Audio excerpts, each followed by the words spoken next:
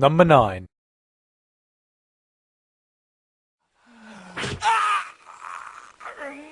I'll let you live so you can take a message to your master for me. Tell him the Black Swordsman has come. Guts from Berserk. What? The Black Swordsman? That's it.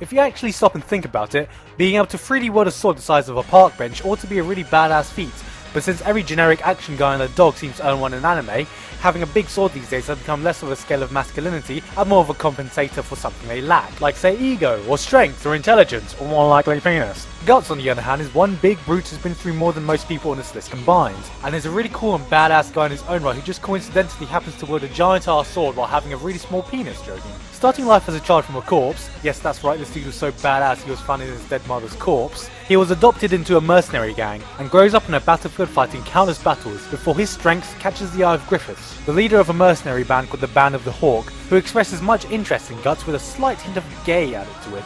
I watched the duel between you and Bezuso at the castle. You were magnificent. I find you much to my liking.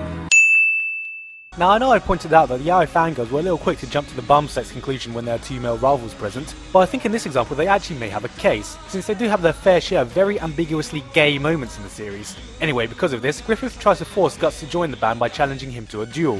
What if I win? Do whatever you want with me. As you wish. After some sword dueling and some no homo fighting, Griffith eventually wins, forcing Guts to join the Band of the Hawk. And so, now you belong to me, Guts. From there on, he becomes commander of the Band of the Hawk and the right-hand man to Griffith, helping him achieve his dream to become king of the country. Now, the reason he is on this list besides his big badass sword is that in many ways, he is the personification of pure strength and willpower. And I'm not talking about this shonen heart of the cards believe in willpower crap. He goes through so many hardships in his life, and no matter what happens, he picks himself up every time and soldiers on. Born inside a corpse? No problem, he can just survive in there a few days until someone finds him. Your foster father trying to kill you again? Don't worry, you can just kill him and become one of the most badass mercenaries out there. The woman you love being raped by the person you thought was your best friend while all your comrades from the past 3 years are being slaughtered by demons around you? Well, actually we don't know how he copes with this one, because the anime ends abruptly right here doing an internet equivalent of this.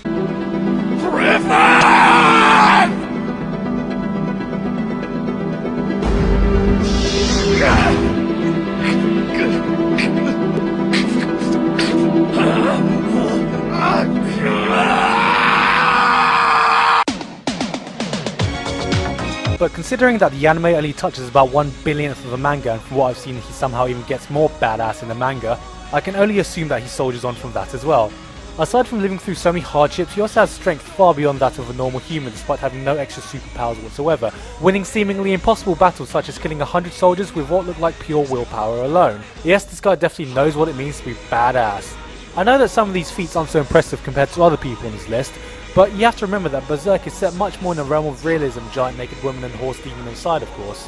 And you really feel like Guts could have been one of those ancient war heroes passed down through legend, because he is just undoubtedly a normal human, which just increases his badassery with just how much he accomplishes. The one possible explanation for his badassery can be due to the fact that every enemy soldier seems to be hired from the anime school of complete retards, with soldiers so incompetent and stupid that when an enemy raid is happening and allies are dying around them, they seem to be off in the land of ponies and unicorns or whatever the fuck they're thinking about. There. You see that? Hey! What the?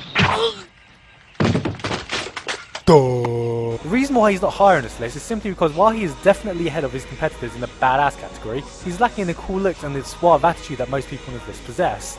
In those terms, even his partner Griffith is ahead of him. And what kind of impression does he set? Well... would you care to join me?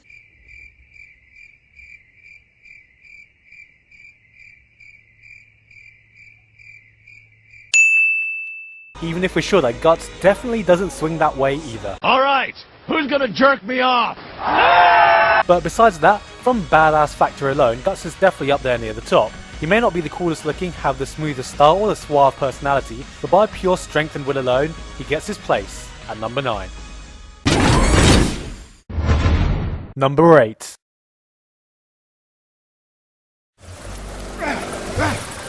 Cut off his head, pierced his heart. He is nothing like any vampire you've ever known. Your tricks won't kill him. You may be the fruit of the finest anti-vampire technology, but 100 years of the Helsing family's occult knowledge produced this achievement. Our crowned glory, the vampire ALUCARD. ALUCARD from Helsing. I think you're beginning to understand. What will you do now, Anderson? A vampire is a creature of the night whose definition has been twisted a bit in recent years. Some can survive sunlight now, some can survive a stake through the heart, some are genetically designed super vampires, and some are genetically designed super faggy pale kids created to enter every fangirl's wet dream. ALUCARD may not be a perfect personification of what a vampire was initially based on, but he definitely embodies how you should have felt towards a vampire in the first place. That you should be scared shitless by them and not want to fucking glump them. The most powerful operative under the control of the Helsing organisation, the immortal vampire ALUCARD works to hunt down any stray vampire disrupting the peace in the heart of good old England. And well, to be honest, that's all he's there for actually, to kill people whilst looking badass while occasionally scaring you shitless in the process.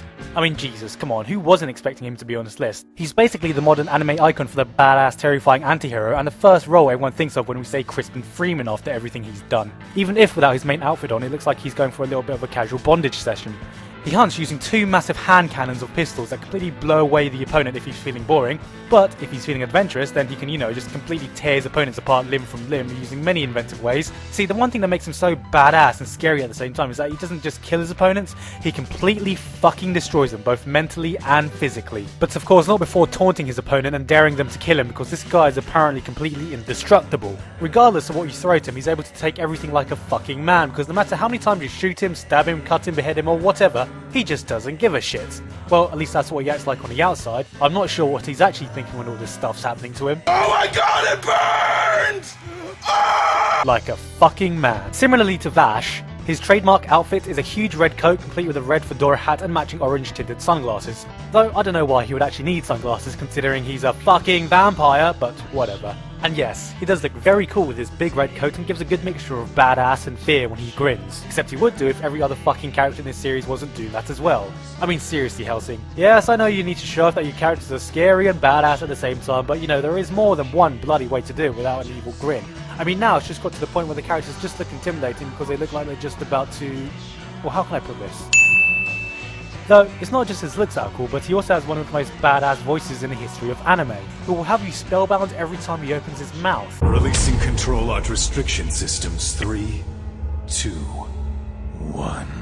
Approval of Situation A recognized. Commencing the Cromwell invocation. Ability restrictions lifted for limited use until the enemy has been rendered silent. And a lot of this is down to Crispin Freeman's awesome portrayal of him in the dub. A dub which further cements the idea to Americans that British people are a bunch of limey posh twats who only care about drinking tea with biscuits, singing God Save the Queen and sounding like Harry Potter. To which I would say, bollocks! No, seriously, the dub isn't that bad. I mean, if it was actually accurate to how British people sound, it would probably sound something like this. Oi mate, did you just fucking shoot at me? You trying to do me in or something? Well, you see, this one time on my gutter. Shut it, you muppet. Cool, what a complete tit. We gotta leg it before the old Bill gets here now. Anyway, who's that bird yodeling? Cool, what a fit bird she is. What do you think, Anderson? Oi, you listening to me, you git? I'm Scottish! God, I'm surrounded by fucking knobheads. Now, the main reason why he doesn't top this list is because, well, he's just too fucking scary. Okay, let me elaborate on that. He's not the ice cool mindfuck kind of scary like some people higher on this list. He's just the really creepy, really disturbing kind of scary, which kind of goes away from the cool factor I was looking for. I mean, just look at this scene here and try not to be creeped the fuck out.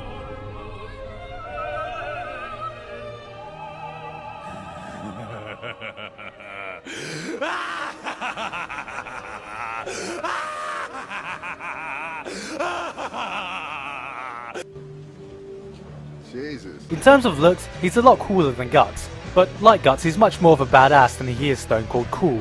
Yeah, I know I'm nitpicking, but hell, at this point in the list I need to nitpick to separate these guys apart. However, if you're ever alone at night and you see this guy, run, because this is one dude that you definitely do not want to meet in a dark alley. Number 7. I think I understand. My words now fall on deaf ears. Is that what you're trying to say?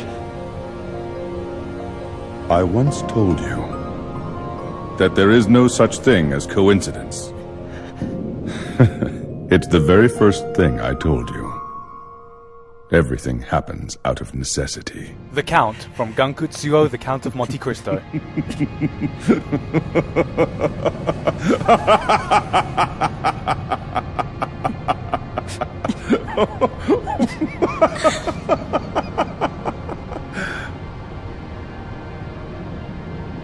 I thank you.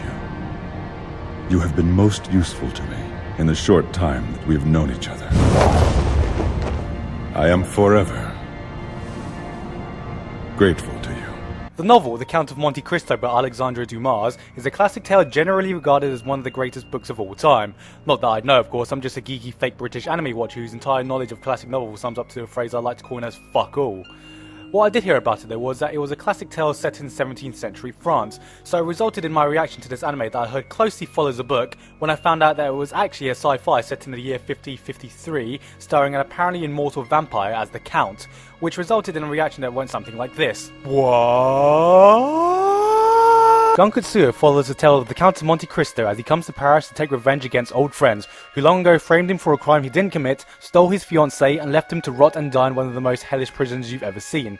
That's the basic version of it anyway, because on one hand I'm going to try to keep spoilers low for this characters because I think this anime is an underexposed masterpiece that everyone needs to see, and on the other hand there's no way I can do justice to his revenge scheme without telling you the entire plot. And let me see, that would take about... yeah, quite a bit of time. Just take my word for it that it's just absolutely incredible. He has everything planned out right from episode 1, and watching his ingenious revenge plans unfold result in some of the most dramatic, spellbinding and edge-of-your-seat moments in anime. He's like a god manipulating and controlling the strings to all the characters and events that happen, acting like he's just a charming onlooker while actually he's secretly using and or killing anyone and everyone he needs to, before everything falls into place for him to complete his perfect revenge. It's like what would happen if he makes an aristocratic light Yagami with equal parts ALUCARD. All the cool parts at least, without the completely batshit crazy that comes with it. But his ingenious plan isn't the only thing that's got him on the list, because in the end the Count really epitomizes everything about the rule of cool I was looking for in this list. He's incredibly charismatic, charming, and no matter what he does, who he's using, killing, or completely destroying, innocent or not, you're just rooting for him to succeed because his charm affects even the audience watching. Everyone he encounters either gets infatuated, entranced, or engrossed with him, and to be honest, how couldn't they? His charisma would have had anyone absorbed with him, while his voice has a sense of arrogance and coldness that just grips you with every word he says. He could be a charming gentleman one second, then completely devious or just downright evil the next, while in the end laughing hysterically at you for being fooled by his act. And all this adds up to make one of the most interesting anime characters ever. You, who have walked in the sunlight your entire life, could not possibly know the tale of the innocent man who had his youth stolen away from him, and the old man who fell victim to loneliness and starvation. Fate has now come full circle, and the curse is about to reach its fruition. Curse your fate, and curse your parents while you're at it, as you die by my sword! Even the way he looks just jumps out at you. I mean, geez, just look at the texture of his hair and his cape.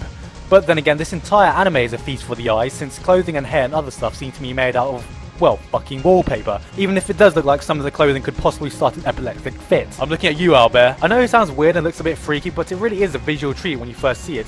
And overall, it might look like something you would see if you walked down a parade during an acid trip. So after all this is said and done, he should very much have ended up as number 1, right? Wrong! Kinda. The biggest problem with him is that if everything did go according to his plan, he would have definitely ended up as number 1. But what puts him down to number 7 and what robs the series from, in my opinion, what would have been a perfect ending to a thus far perfect anime, can be put down to basically one moment, and it all boils down to his relationship with the retarded whiny main character Albert. See, after condemning 2 of the 3 friends to a life of torture and getting so close to completing his perfect revenge, there's just one thing standing in the way of him completing it, and then this happens.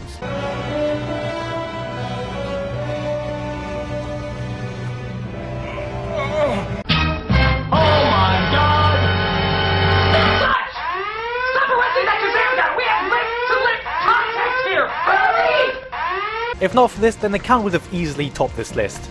But in this anime masterpiece where everyone is just a pawn in his perfect plan, he is the charismatic demon who controls the fate of everyone around him, and will stop at nothing before his vengeance is complete.